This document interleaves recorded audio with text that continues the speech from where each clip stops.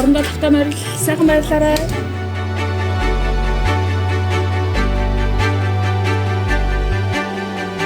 Анхаараарай, эрхэм мундаг зөрчигчдөө.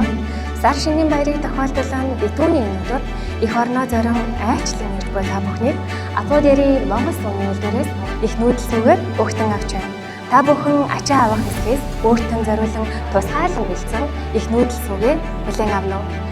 Халуун дотн эх орондоо тавтай морилж, хайртай дотны хүмүүстэйгээ ширээ дүрэн шинэлж, сэтгэл дүүрэн залгаарай.